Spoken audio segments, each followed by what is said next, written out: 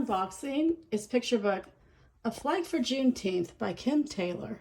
And I'm super excited about it because the illustrations are all these quilts done by Kim Taylor. And so at first I thought, okay, she's just like a master quilter, obviously, like been doing this her whole life. But then I read the back and it said like quilting was something she ended up doing because of COVID lockdown. And I was like, oh my gosh, that's so cool. For me personally, I took up knitting, although I'm not like a master knitter. And she obviously is a master quilter. But also, I haven't seen that many picture books illustrated from quilting. And also, I thought she did an incredible job illustrating my quilting. So that in and of itself made me very excited. And also, Juneteenth is now a holiday that's recognized in many states. I think in Massachusetts and Newton, where I live, it is now an official school holiday. And that's new. I think that's just in the past year or two. So that's also pretty amazing because, like 5 years ago, 7 years ago, I didn't even know what Juneteenth was. I've never heard of it. I literally thought it was a typo for June, for I don't even know, June and a number. And then I come to learn about that it's a holiday, which I had never heard of, and then the history behind it. And I think it's a pretty cool holiday, and I was glad to learn about it. So this book is by Kim Taylor. It's published by Neal Books, which is part of Holiday House. And I mean, just look how incredible, right? The quilting gives the illustrations in and of itself texture. And I think when you see texture on a flat page, it always is visually more interesting.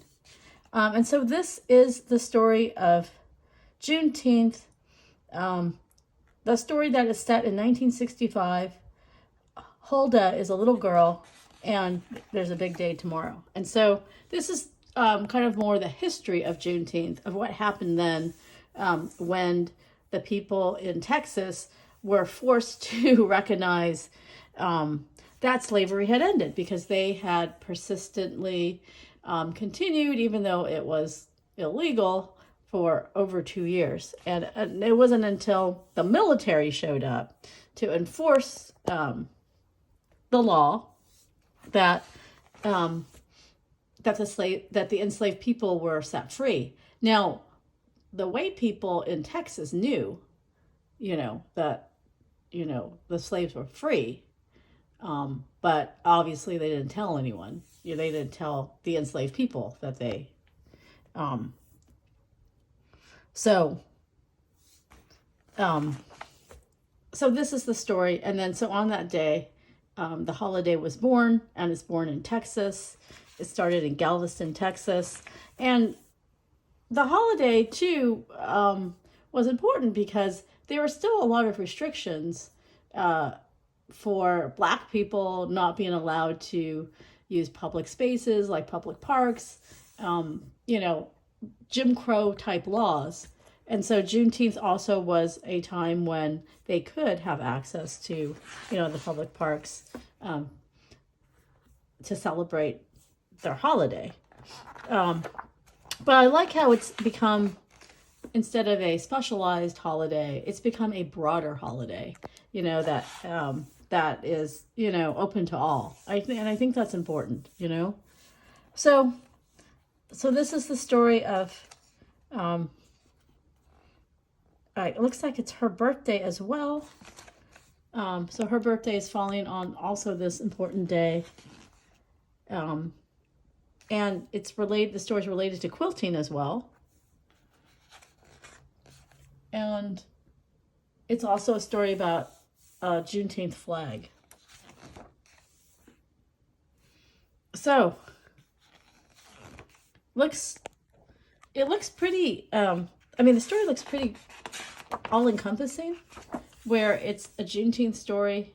It's also a story about this family. Quilting is involved both in the illustrations and in the actual story. And, I think it's pretty great. So the note from the author talks about Kim Taylor's experiences with Juneteenth. And this is the part where I read where she said when the pandemic hit, she decided to revise her own Juneteenth story. And I believe that's when she was, maybe I'm making it up, but I feel like she learned how to quilt from the COVID lockdown. Or maybe I'm totally wrong. She's just been an expert quilter for her whole life. But anyway, she also is a master quilter and sells her quilts. And you can learn more at her website, materialgirlstoryquilts.com. So anyway, thank you to Neal Porter Books for this copy of A Flag for Juneteenth. And thank you for watching.